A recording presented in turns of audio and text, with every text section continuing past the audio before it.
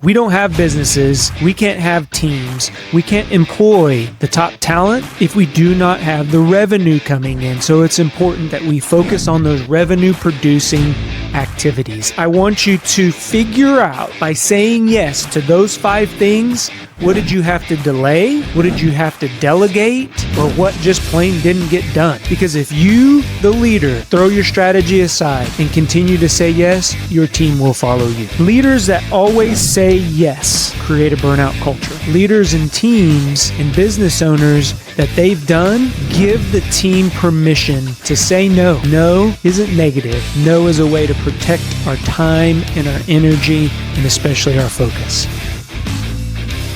Hey everyone, welcome to the episode today. Do you struggle with saying no? Saying no protects our time and our energy. And if you are struggling where every request seems like an emergency, every single meeting on your calendar feels like it's mandatory, this episode is for you.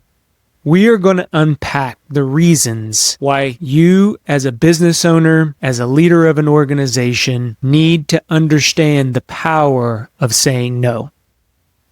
Why do we not say no? I was journaling this morning and some things came up. I think we don't say no because we feel like we're going to damage relationships. We don't want to let anybody down in the organization. Or another one here, we're going to lose out on an opportunity. And when that becomes a behavior, a norm, it can impact not only our business growth, our time, and our energy, but most importantly, our focus. So today, we're going to talk about strategies to help you be able to say no so you can protect those things. Before we get going, subscribe to the channel for me. Absolutely free. It allows us to grow this channel, to get it out to as many people as we possibly can, and continue to offer this content for absolutely zero cost and extreme value. So the first thing that we're going to talk about, and as always, it's the think, do, be model, the 3 points that we're going to go over when it says, or when we're talking about saying no. And first, we got to change our mindset. We have to understand that when we say no, what's that cost? And this morning, every time we say yes to a meeting, every time we say yes to another opportunity, every time we say yes to somebody, it costs us our time, our energy, and our focus. And those are things as business owners. Time is money. Time is our ability to grow our businesses. That's how we grow businesses, is we have to free up time on our schedules, in our day, and especially in our minds. So the one thing why we talked about this that I believe that I don't say no to things is I'm a people pleaser. I do not want to let people down. It took me a long time to understand the power of saying no. And I quickly learned that I didn't have enough time in the day to do all the things that I needed to do that I was saying yes to, and I was letting people down. So it was the exact opposite of what I thought I was doing by pleasing people, helping them out. And I ended up having to cancel because I had things that were just booked solid, overlap. Something would run over, and pretty soon I'd be backed up and I'd have to reschedule and kick the can down the road. So that I immediately squashed that belief. The other one, avoid conflict. Business owners and leaders, entrepreneurs, you have to have a high pain tolerance. You got to go into business, into leadership, knowing that there is going to be conflict. And managing that conflict is important. So if you use yes as a way to avoid conflict, you're just delaying that. And again, it may not be today, it may not be tomorrow, but that conflict is going to come back. And then the last one here is fear of missing out. I think it was important for me to understand that saying no, I really wasn't missing out on opportunities. It allowed me to focus on the things that were on my plate that I was committed to. And we're going to go through some applications here in just a sec and some exercises that will allow us to realize what's important and what we need to say yes to versus what we need to say no to. So saying yes doesn't free us up. It just doesn't. It may seem like the short-term solution, but long-term wise, it will cost us. And then it gives up focus. And for me, focus is mental energy.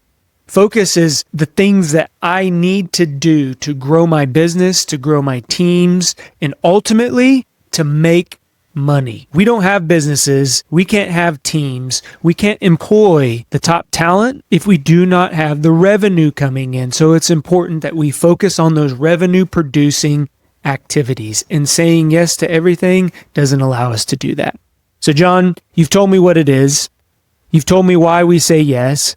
What am I going to do about it? 2 things I've written down here. And again, these practical applications are based on my 2 decades of experience working with teams, working with leaders and organizations, building teams. So here, when we address retaining and hiring, what are things that we can do that free up our time and allow us to say no? The first one, opportunity cost audit.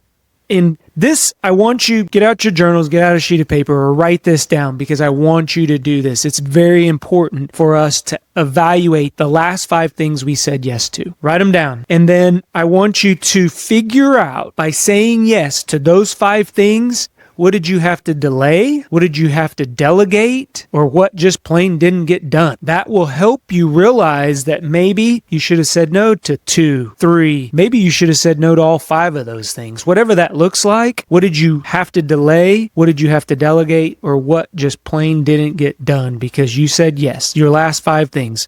So opportunity cost audit is really powerful when we start looking back at what we are saying yes to.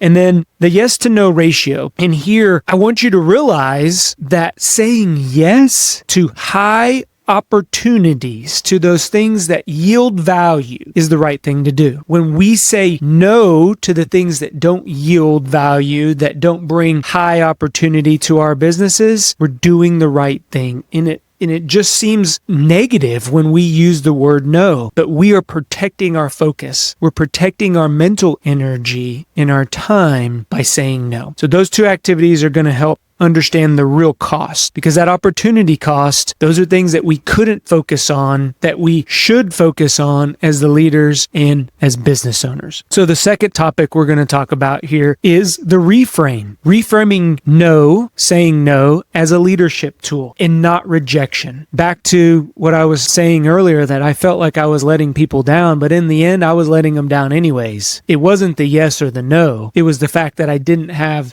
time to dedicate to whatever they were asking me to do in the first place. So no doesn't shut doors. And I highlighted that and I circled it 2 times. I originally thought that I needed to be a jack of all trades and more experience was good for me. But what I found out as I've ran businesses, I've worked with organizations, maintaining that hyper focus in everything else that gets in the way, saying no to, allows us to keep those doors open, and it will allow us to open more doors in the future. So saying no to wrong opportunities not only keeps you focused as the leader, as the business owner, but keeps our businesses and our organizations and teams focused as well.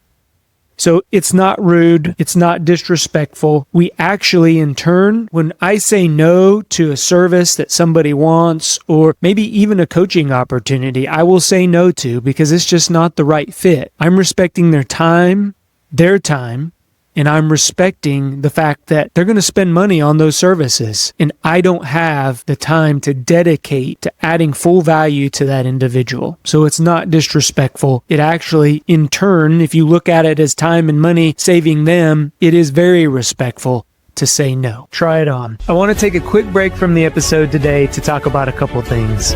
The first thing, less than 40% of our listeners are subscribed to our channel. You would be doing me a huge favor if you click on that subscribe button.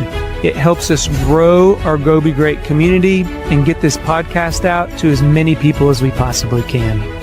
The second thing, are you a small business owner that is drowning in the day-to-day operations? You're delegating tasks and you're still doing all the work. You're experiencing a high turnover. Maybe you don't have the systems and processes in place that you need to run a successful business. I invite you to go over to thejohnespinosa.com, fill out the form to see if you're the right fit. Now back to the episode. So what are some things that we can do here? I always like to say no with options. And an example of this is Hey, John, I need you to attend a meeting in the morning on whatever project that they're working on. I simply say, I can attend, but Jim's going to attend in my place. And Jim knows just as much as the project as I would. And then that way, if there's anything there that he needs to back brief me on, he's good. So it's that no with options. Hey, I cannot help you. My schedule, my calendar, my time is already full, but I'll tell you what, I'm going to give you the number, I'm going to give you the name of a couple people that I would recommend. So it's that no with options. It allowed me, when I first started saying no, to at least have a peace of mind that I was still helping those individuals, but I was protecting my focus. So the other thing here is a vision filter. And this is one of our frameworks. This is a component of our lead framework that we coach on and we teach on, is alignment. And I found this with a lot of senior leaders in organizations, a lot of big organizations that I was working with, 5,000, and they would spend a lot of time on the strategic plan. I would come in, I would help them develop. If they didn't have a mission and vision statement, we would go through that. We go through the core values. We develop a great strategic plan, 2 to 3 year strategic plan. And then what would happen? It would go on a shelf. They would check that box. Yep, I got a strategy. But then when it came to decisions in the organization, they never used that strategy as a filter to say no. And so that activity is very important. That strategy for businesses needs to drive everything from decisions, from who you hire, from your organizations, from who you partner with. I could go on and on and on how we can use that strategy as a filter to either say yes or no.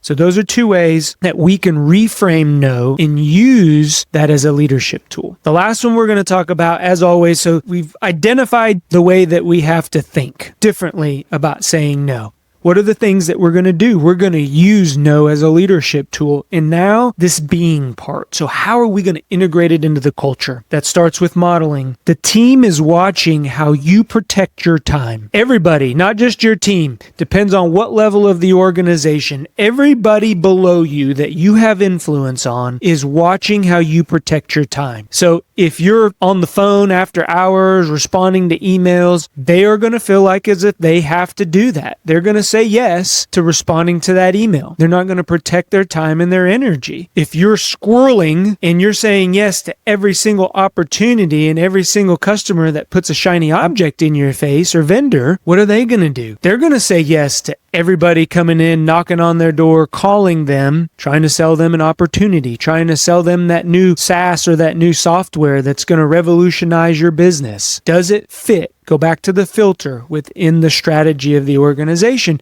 Because if you, the leader, throw your strategy aside and continue to say yes, your team will follow you. The other piece here, leaders that always say yes create a burnout culture. Back to the phone analogy. If you are constantly answering text, answering emails at all hours of the night, you don't have good boundaries. Remember, this season is all about boundaries and saying no. We got to create those guardrails. We have to create guardrails to say enough is enough, because if we burn people out, the only one that's going to be left is you. And if we're the only ones left in the organization running our business, you better hope that you have created good enough boundaries saying no, that you are very laser focused on what you need to do to make revenue so you can grow back that business. Because I don't know any business that doesn't want to scale, that doesn't want to grow, that doesn't want to create more revenue producing opportunities. So here, a leader that says yes creates a burnout culture. Let's prevent that at all costs. So how do I do that, John? Here's a couple applications. And this seems simple. A lot of this stuff is not rocket science. It's just proven ways that I've experienced leaders and teams and business owners that they've done give the team permission to say no. Now, it seems crazy. I know. You're out there and you're thinking, John, I'm not going to give anybody permission to tell me no. Back to that modeling. If they can't say no to you, do you think they're going to say no to a customer or to somebody knocking on their door, maybe even offering them an opportunity in their company? That's a hard question to answer. Give them permission to say no. And you do that through modeling your ability to say no. No, we're not going to do that right now. That's a great idea. That's a great opportunity. Right now, we're going to run, we're going to drive, we're going to go as fast as we can at this strategy. And if we have to pivot, we're going to pivot. But right now, that's the goal. That's the finish line. Let's go get it done. And then the second piece here, I no longer attend meetings that don't have a clear purpose and a clear agenda. I've created and I've coached my team, leaders, organizations. When we have meetings, we need to, one, ensure that the right people are in the room. If they're not, we stop the meeting until we get the right people in there. We may have to delay it, but I would rather delay it than have an hour-long meeting or however long that meeting goes and just go around in circles. It's like you're in a holding pattern and you just keep on going and going in that holding pattern and you never land the plane. Have you been in those meetings? I have. So one of the things I require for every single meeting is a purpose. And then I want to also understand the process of how that meeting is going to be run. Are we expected to make a decision? Is it a brainstorming session where we're going to bring ideas to the table? That's the preparation piece. So purpose, process, and preparation, the 3 P's to my meetings, very important. It allows us to build a culture to make sure that we're not wasting anybody's time. And if you don't see yourself fitting into that purpose, process, and prep, it's a no for me. It's a hard no. And then you can do a no with options.